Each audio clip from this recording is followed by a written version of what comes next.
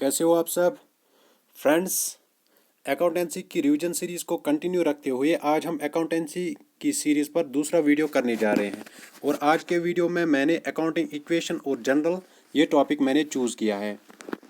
इस सीरीज़ में आपको हर टॉपिक पर 30 क्वेश्चंस मिलेंगे। इस सीरीज़ का हमने पहला पार्ट ऑलरेडी अपलोड किया है, आप चैनल की प्ले लिस्ट में वो वीडियो भी चेक कर सकते हैं।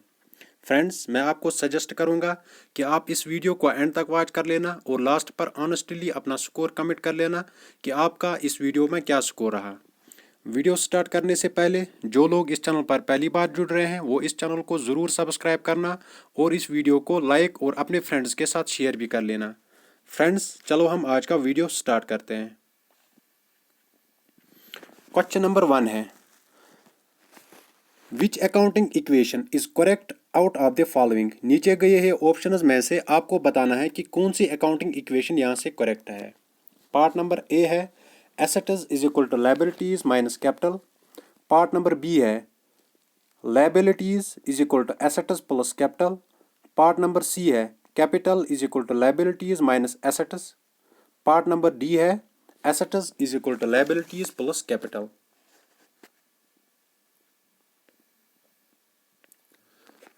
क्वेश्चन नंबर 1 का आंसर आएगा part number D. Accounting equation क्या है? Assets is equal to capital plus liabilities, या हम ये भी कह सकते हैं assets minus capital is equal to liabilities. ये भी अकाउंटिंग इक्वेशन है। और दूसरी इक्वेशन क्या बन सकती है इसकी?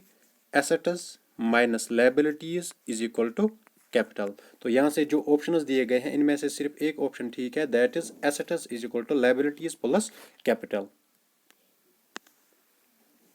Question number 2, which accounting equation is incorrect out of the following. नीचे दिए गए ऑप्शंस में से आपको बताना है कि कौन सी अकाउंटिंग इक्वेशन इनकरेक्ट है।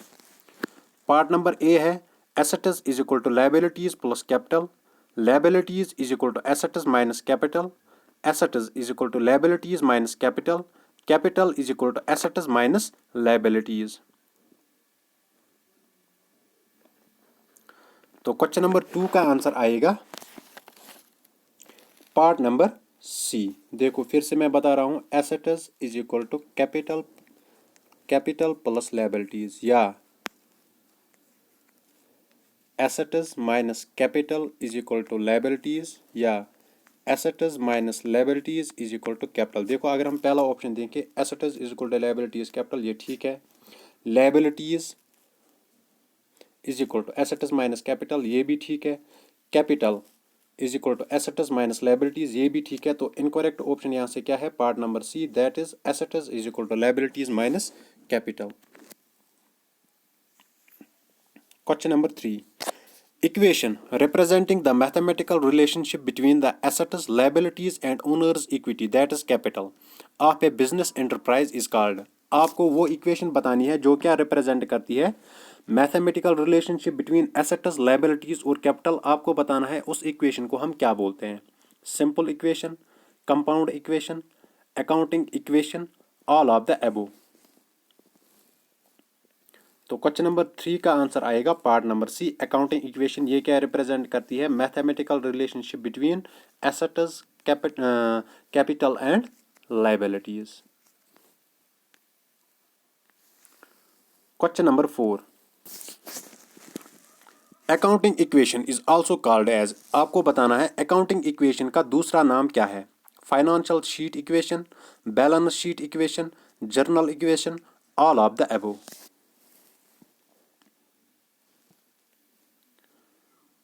तो क्वेश्चन नंबर 4 का आंसर आएगा part number B, that is balance sheet equation. Accounting equation इसको हम और क्या बोलते हैं? Balance sheet equation. Question number 5, an accounting equation is based on the dash dash concept. आपको बताना है कि जो ये अकाउंटिंग इक्वेशन है ये किस कंसेप्ट पर बेस्ड है। Single entry concept of accounting, dual aspect concept of accounting, money measurement concept of accounting, none of the above.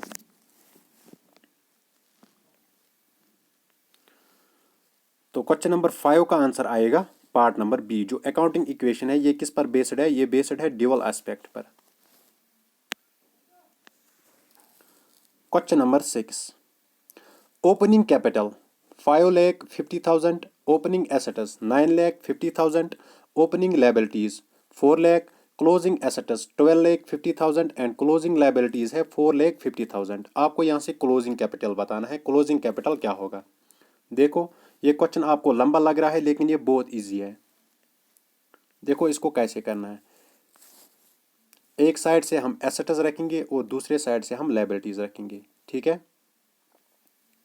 देखो ओपनिंग कैपिटल ये हम लायबिलिटी साइड से रखेंगे, ये है 5,50,000, ठीक है। ओपनिंग एसेट्स ये हम इस साइड से रखेंगे, ये कितने हैं? 9,50,000। ओपनिंग लायबिलिटीज ये क्या है?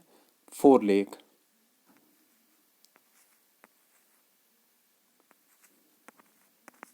ठीक है। क्लोजिंग एसेट्स एसेट्स साइड से हम ये रखेंगे, ये क्या है? 12,50,000 और क्लोजिंग लायबिलिटीज ये क्या है? 4,50,000। देखो जब हम इसको प्लस करेंगे,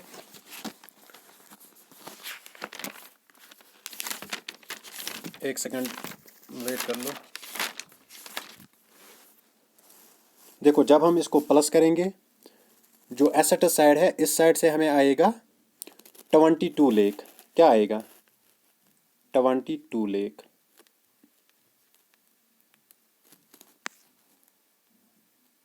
ठीक है। और लायबिलिटी साइड से क्या आएगा? 14 लाख।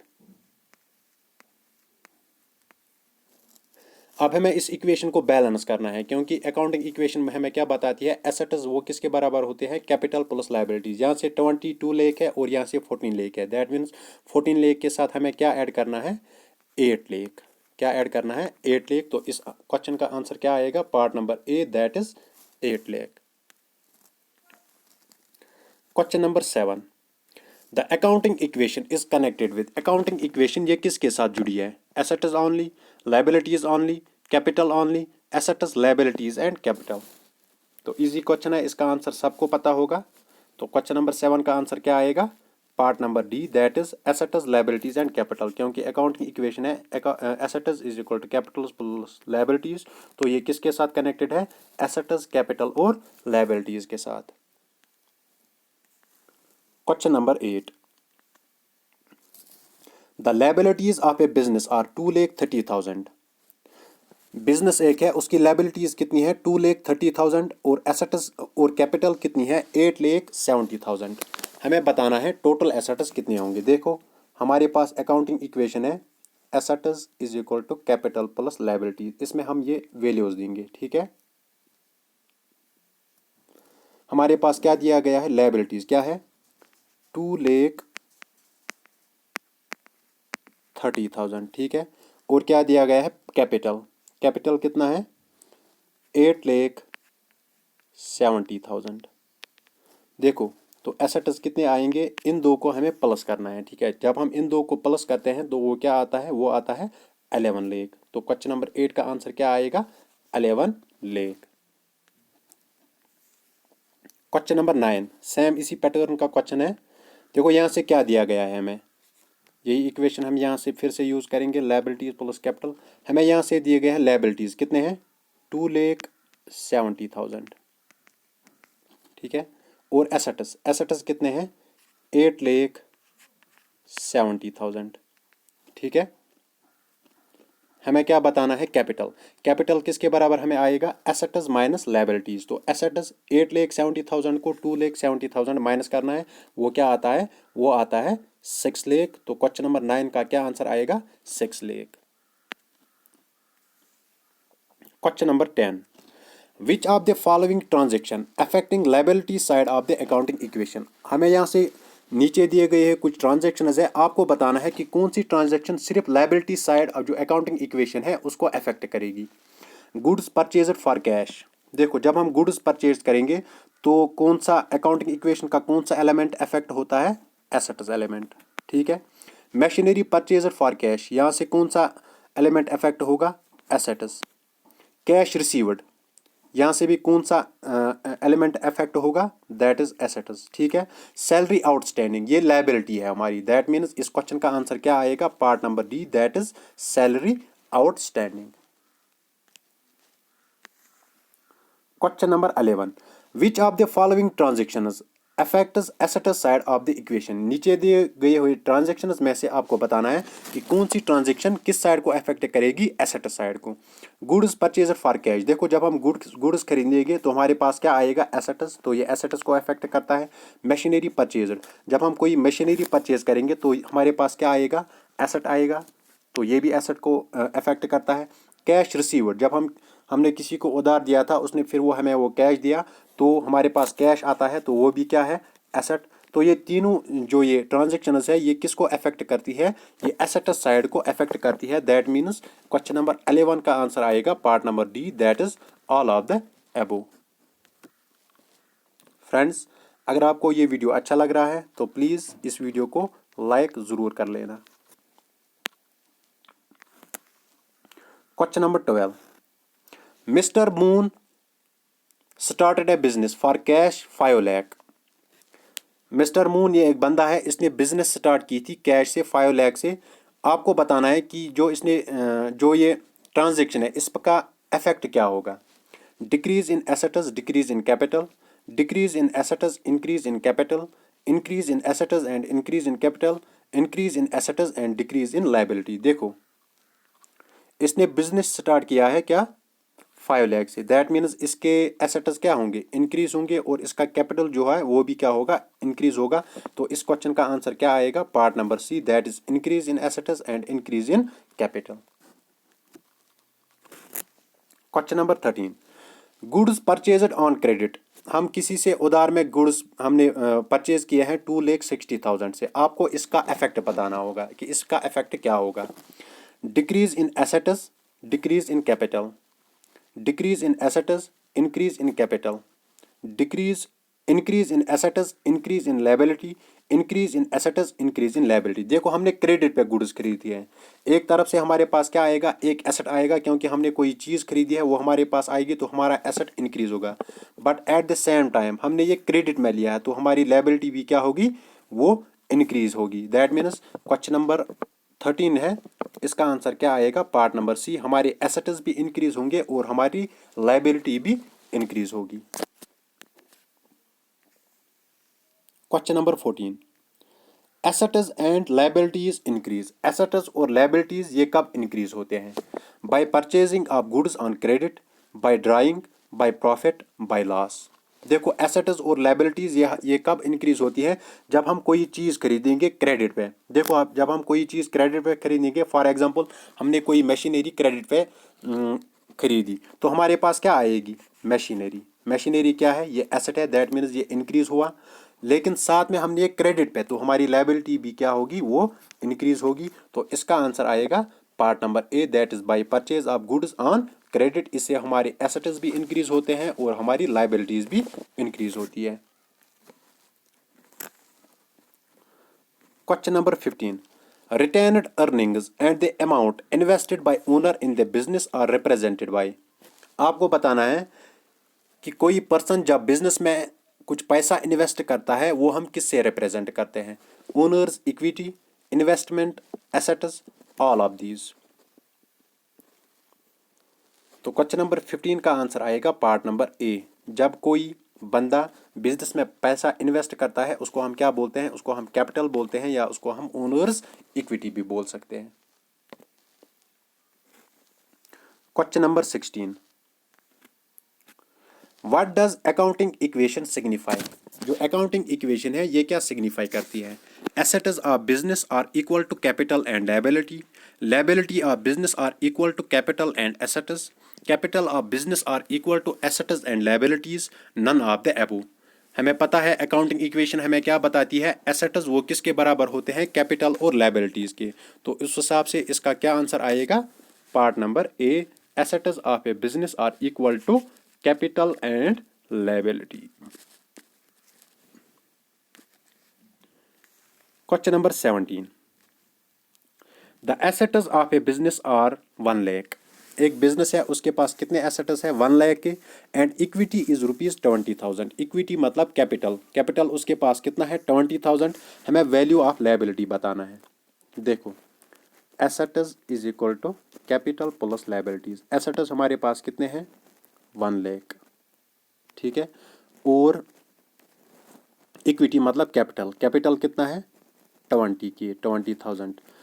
हमें क्या करना है, हमें लायबिलिटी, लायबिलिटी किसके बराबर होती है एसेट्स माइनस कैपिटल। तो 1 लाख में से जब हम 20,000 सब्ट्रैक्ट करेंगे वहां पे क्या बचेगा 80,000। तो इसका आंसर क्या आएगा 80,000। Question number 18, on January 1st 2090 an entity's balance sheet showed total assets of ₹850। Assets हमारे पास कितने हैं 850 के, लायबिलिटीज कितनी है 250 के। हमें ओनर्स इक्विटी बतानी है। ओनर्स इक्विटी मतलब कैपिटल, कैपिटल किसके बराबर होता है एसेट्स माइनस लायबिलिटीज। तो एसेट्स माइनस लायबिलिटीज 850 में से हमें 250 सब्ट्रैक्ट करना है, तो वो कितना बचता है दैट इज 600। तो क्वेश्चन नंबर 18 का आंसर क्या आएगा 600। Question number 19, the accounting equation represents. Accounting equation क्या रिप्रेजेंट करती है, resources are allocated at cost price, owners give money for business, resources in the business are equal to sources of business, resources in the business are not equal to the sources of the business. तो question number 19 का answer आएगा part number सी। Resources जो होते हैं वो किसके बराबर होते हैं सोर्सेज के बराबर। ये ही अकाउंटिंग इक्वेशन रिप्रेजेंट करती है। Question number 20, find out the value of account receivable from following. यहाँ से हमें किसका वैल्यू निकालना है अकाउंट रिसीवेबल का। कैश है हमारे पास, देखो एसेट्स, दूसरी तरफ से हम लायबिलिटीज लगाएंगे। कैश, कैश मतलब एसेट्स कितने हैं 48,000, ठीक है। अकाउंट पेएबल, ये हमें पे करना है दैट इज क्या लायबिलिटी, ये कितना है 33,000। ऑफिस इक्विपमेंट ये क्या है हमारे पास एसेट 21,000 का। और ओनर्स इक्विटी ये क्या है 77,000। तो हमें किसका अकाउंट रिसीवेबल, देखो जब हम इन दो को प्लस करेंगे ये क्या आता है 000819426, ये क्या आता है 69,000,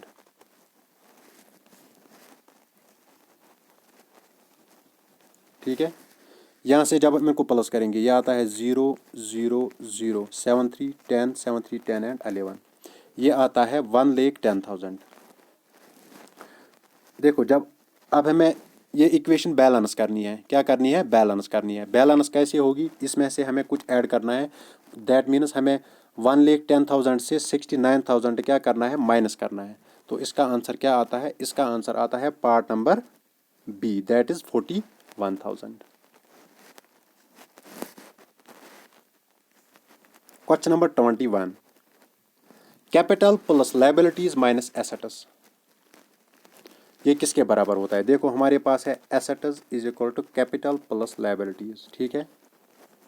हमें क्वेश्चन बता रहा है कैपिटल प्लस लायबिलिटीज, इस एसेट्स को हम इस साइड से ट्रांसफर करेंगे ये बनेगा माइनस, तो यहाँ से क्या बचता है, यहाँ से कुछ नहीं बचता है दैट इज इक्वल टू 0। तो इसका आंसर क्या आएगा 0। Question number 22, goods returned by customer will be debited to which account. जब कोई कस्टमर हमें गुड्स रिटर्न करता है वो हम किस अकाउंट में डेबिट करेंगे, purchase account, return outward account, customers account, return inward account. तो क्वेश्चन नंबर 22 का आंसर क्या आएगा part number D that is return inward account. Return inward account ये क्या होगा, ये डेबिट होगा to purchase account. Question number 23, among these statements which one is incorrect regarding journal entry। Journal entry के regarding आपको यहाँ से इनकरेक्ट स्टेटमेंट चूज करना है। The debited account titles are listed first. Journal entries show the effects of transactions. Each journal entry should begin with a date. Journal entries provide account balances. देखो debit column ये पहले हम list करते हैं, ठीक है, ये इसके रिगार्डिंग करेक्ट है। जनरल एंट्रीज ये इफेक्ट्स ऑफ ट्रांजेक्शन शो करते हैं, ये भी ठीक है। A journal entry should begin with a date, date भी हम देते हैं, तो ये भी ठीक है। तो इनकरेक्ट क्या है? Journal entries provide account balance, ये जनरल एंट्रीज नहीं देता है, बल्कि ये क्या देता है? ये लेजर देता है। Question number 24, which one of the following is called the book of original entry? इनमें से आपको बताना है कि किसको हम बुक ऑफ ओरिजिनल एंट्री बोलते हैं।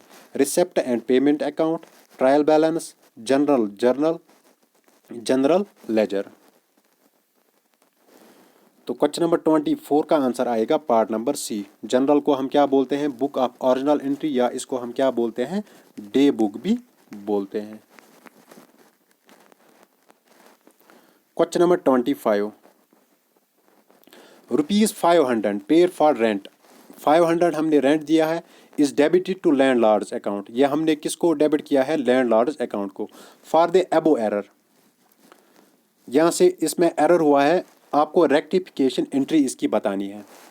Rent account debit 500 to landlord's personal account 500, landlord's personal account debit 5, rent account debit 500 to bank account, rent account debit 500 to bank account 5000, rent account debit 1000 to landlord's personal account 1000। जल्दी से इसका answer बता दीजिए। तो question number 25 का answer आएगा part number ए। इसकी rectification entry क्या होगी? रेंट अकाउंट, क्योंकि हमें देखो यहाँ से हमने रेंट पे किया था, लेकिन हमने किसको डेबिट किया है? लैंडलॉर्ड्स अकाउंट को। यहाँ से क्या डेबिट होता है? रेंट अकाउंट, क्योंकि हमने रेंट पेड किया है, जहाँ ये पैसा गया वही अकाउंट डेबिट होगा, तो रेंट अकाउंट डेबिट होगा। लैंडलॉर्ड्स अकाउंट पर्सनल अकाउंट ये क्या होगा? यहाँ से ये क्रेडिट होगा, क्योंकि इसकी रेक्टिफिकेशन एंट्री लैंडलॉर्ड अकाउंट से हमें करनी थी।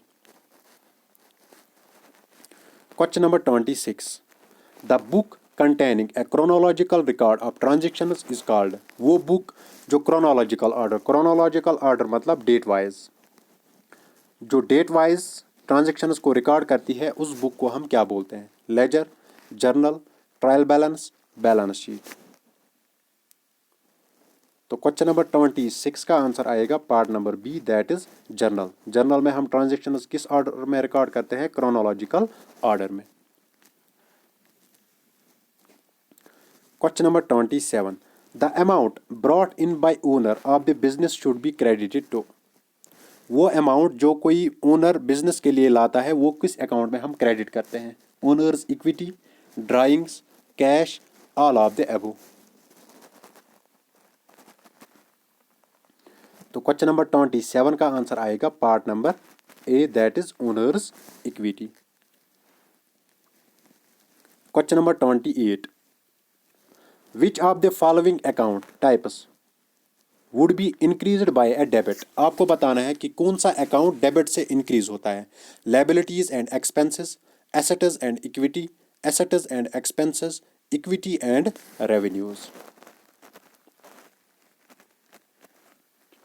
तो क्वेश्चन नंबर 28 का आंसर आएगा part number C, that is assets and expenses, ये किससे इंक्रीज होते हैं? डेबिट से। Question number 29, sales made to Ahmed on credit should be debited to, हमने सेल्स की है अहमद को क्रेडिट पे, यह हम किस अकाउंट में डेबिट करेंगे? Account receivable sales, cash, account receivable Ahmed, sales. तो क्वेश्चन नंबर 29 का आंसर आएगा part number C, that is account receivable Ahmed. Question number 30, according to, एक सेकंड,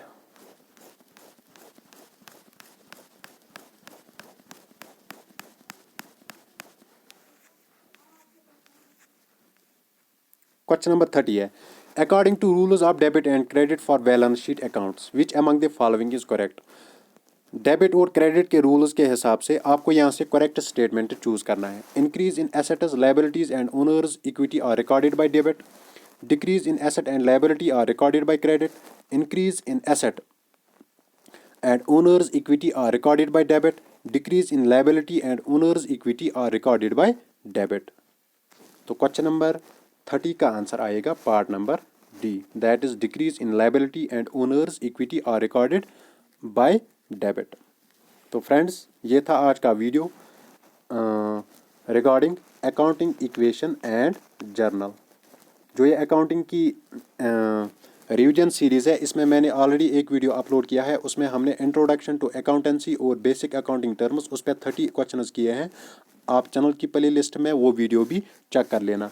पीडीएफ के रिगार्डिंग पीडीएफ भी आप इन लेक्चर्स की पीडीएफ भी आपको मिलेगी, लेकिन जब ये सारे लेक्चर्स मैं कंप्लीट करूँगा उसके बाद में आपको एक ही पीडीएफ में ये सारे वीडियोस दूंगा। तो उसके लिए आपको क्या करना है, मैं डिस्क्रिप्शन बॉक्स में अपनी टेलीग्राम चैनल का लिंक प्रोवाइड करूँगा, आप वहाँ से वो टेलीग्राम चैनल ज्वाइन कर लेना। फ्रेंड्स, आज के लिए इतना ही, मिलते हैं किसी नेक्स्ट वीडियो में, तब तक के लिए खुदा हाफिज़।